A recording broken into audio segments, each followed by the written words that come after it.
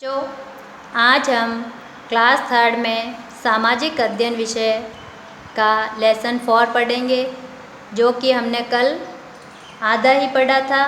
तो आप सब बच्चे अपनी अपनी सामाजिक अध्ययन की किताब खोलकर तैयार हो गए होंगे। कल तक हमने इस लेसन में यहाँ तक पढ़ा था, इसके आगे का आज हम पढ़ेंगे। तो आप सब बच्चे अपनी अपनी किताब में यहाँ पर उंगली रखो। जल के उपयोग, कि जैसे जल हमारे लिए बहुत ही अमूल्य है, बहुत ज़रूरी है कि इसके बिना हम जीवित नहीं रह सकते। और इसी तरह हमें जल को कभी व्यर्थ में ऐसे बहाना नहीं चाहिए। तो जल के अब क्या क्या उपयोग है, कि जल हमारे लिए कहाँ कहाँ काम आता है। जल का उपयोग हम सिंचाई करने, पीने, भोजन पकाने, कपड़े धोने, स्नान करने आदि के लिए करते हैं। कि जल जो है पानी, उसका उपयोग हम जैसे खेतों में सिंचाई करने में, अगर पानी नहीं होता है, जल नहीं होता है, तो खेतों में ऐसे फसलें भी पैदा नहीं होती है। और पीने के लिए घरों में हम जल को जैसे पीने में काम में लेते हैं, भोजन पकाने में, कपड़े धोने में, स्नान करने में, इस तरह जल के कई उपयोग हैं। जल का उपयोग मुख्य रूप से सिंचाई कार्यों में किया जाता है। सिंचाई कार्य यानी खेतों में सिंचाई करने में किया जाता है, जिससे हमें अन्न पैदा करने में सहायता मिलती है। जल से हम खेतों में फसलों को सींचते हैं। नदी के जल को दूर दराज के खेतों तक ले जाने के लिए नहरें खोदी जाती है। कि जल जो है मुख्य रूप से सिंचाई के कार्यों में काम आता है।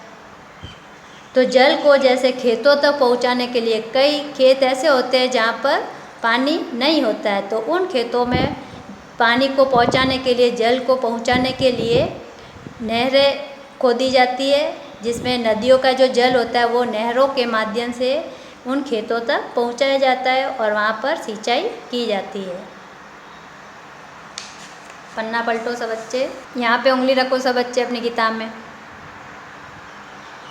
जहाँ नदी या नहरें नहीं होती, वहाँ भूमि के नीचे के जल को नलकूप द्वारा निकाला जाता है। कि जहाँ बच्चों देखो नदी और नहरें नहीं होती, कई स्थान होते हैं जहाँ पर नदियाँ नहीं होती है, तो वहाँ पर खेतों में पानी पहुँचाने के लिए जो ज़मीन के नीचे जल होता है, उसको नलकूप की सहायता से बाहर निकाल कर ऐसे खेतों तक पहुँचाया जाता है।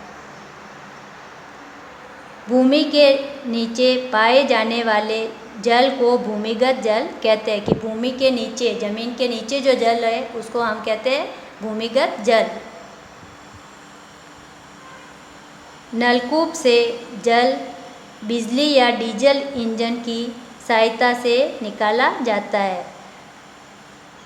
तालाब और कुओं के जल से भी सिंचाई की जाती है। कि जो नलकूप का जो जल होता है, तो उसको बिजली की सहायता से या डीजल के जो इंजन होते हैं उनकी सहायता से निकाला जाता है। ऐसा तो है नहीं कि हम ऐसे ज़मीन को खोद देंगे और उसमें से हम नल के द्वारा पानी निकाल लेंगे, ऐसा नहीं होता है। तो उसके लिए जैसे बड़ी बड़ी जैसे मोटरें होती है पानी की जल, तो उनको लगाया जाता है और बिजली के द्वारा उन मोटरों को चलाकर, या बड़े बड़े जो इंजन होते हैं उनको डीजल की सहायता से ऐसे चलाकर जो भूमि के अंदर का जल होता है उनको नलकूप से ऐसे निकाला जाता है।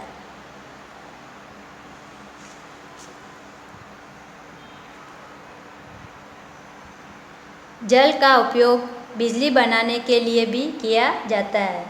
नदियों पर बांध बनाकर ऊंचाई से गिरते जल से डायनेमो की टरबाइन घुमाकर विद्युत बनाई जाती है। कि जो ये जल होता है उससे बिजली भी बनाई जाती है। तो जो नदियों के ऊपर बांध होते हैं, उन बांधों का जो पानी होता है उसको बहुत ऊंचाई से ऐसे नीचे गिराया जाता है और उस जल के द्वारा जो डायनेमो की टरबाइन होती है उसको घुमाकर ऐसे बिजली बनाई जाती है।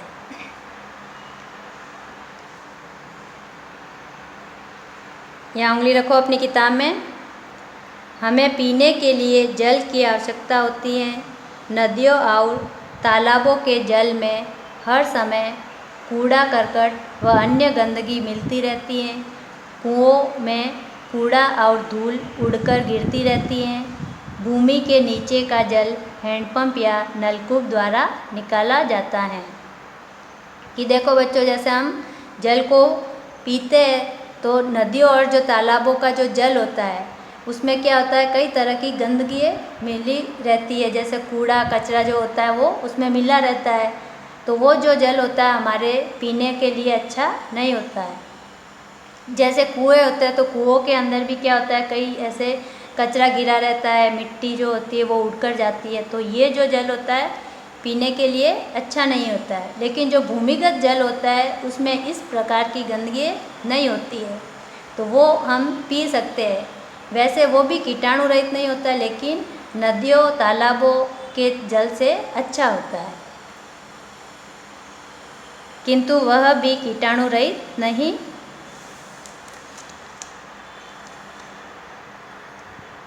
होता है। कि जो ये भूमिगत जो जल होता है जो हैंडपंप और नलकूप की सहायता से बाहर निकाला जाता है तो वो भी कीटाणु रहित नहीं होता है, लेकिन वो नदियों और तालाबों के जल से तो अच्छा ही होता है। नगरों में जल को कीटाणु रहित करने के लिए उसमें क्लोरीन मिलाई जाती है। इसके बाद पाइपों के द्वारा यह जल घरों तक पहुंचाया जाता है।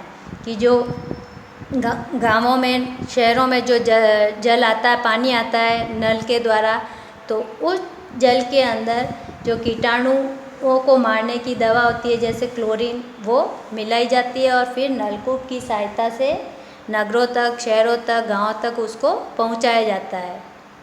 ये देखो बच्चों, जैसे ऐसे ये पानी की ऐसे टंकी बनी हुई रहती है बड़े बड़े शहरों में, और फिर इसके द्वारा ऐसे पानी को, जल को है जो कई स्थानों तक पहुंचाया जाता है। नदी, झील व समुद्र का जल नाव, स्टीमर और जलयान चलाने के काम आता है। इनके द्वारा यातायात भी किया जाता है। कि जैसे बड़ी बड़ी नदियाँ, झीलें और समुद्र होते हैं तो उनके अंदर जो जल होता है तो वो जल में जैसे चलने वाले जो यान होते हैं, जलयान, स्टीमर, नाव, इनको चलाया जाता है और इनको यातायात के रूप में काम में लिया जाता है। हमें अपने प्राकृतिक संसाधनों को दूषित होने से बचाना चाहिए। कि जो हमारे प्राकृतिक संसाधन है जो कि हमें प्रकृति द्वारा मिले हैं तो उनको हमें दूषित होने से बचाना चाहिए। जैसे जल है तो इसको हमें दूषित नहीं करना चाहिए। जिस तरह हम समुद्र, नदियों, तालाबों में कचरा डाल लेते तो वो हमें नहीं करना चाहिए। इसके देखो ये मुख्य बिंदु जो हमने इस पाठ में पढ़ा है, आप याद करोगे तो यहाँ उंगली रखो सब बच्चे अपनी किताब में। विभिन्न स्थानों पर मिट्टी विभिन्न प्रकार की होती है। कि जैसे स्थान अलग अलग होते हैं तो वहाँ की मिट्टी भी अलग अलग प्रकार की होती है। मिट्टी में अनाज, दाल, तिलहन, कपास, फूल, सब्जियां आदि उगाए जाते हैं। जलोढ़ मिट्टी अधिक उपजाऊ होती है। जलोढ़ मिट्टी जिसको दोमट मिट्टी भी बोलते हैं, ये बहुत अधिक उपजाऊ होती है। इसमें फसल बहुत अच्छी होती है। जल का मुख्य स्रोत वर्षा है। कि जो जल का मुख्य स्रोत है वो वर्षा, कि जल हमें वर्षा के द्वारा प्राप्त होता है। जल के द्वारा बिजली भी बनाई जाती है। कि जल के द्वारा बिजली भी बनाई जाती है। बड़े जो नदियों के ऊपर बांध बने होते हैं उन बांधों से ऊंचाई से पानी गिराया जाता है और उस पानी से ऐसे डायनेमो की टरबाइन घुमाकर ऐसे बिजली बनाई जाती है। तो आज हमारा ये लेसन यहाँ पे समाप्त हो जाता है। 2 दिन में हमने जो भी इस लेसन में पढ़ा है तो आप सब बच्चे बैठकर इसको वापस से पढ़ोगे और ये इसके जो मुख्य बिंदु हैं इनको याद करना है।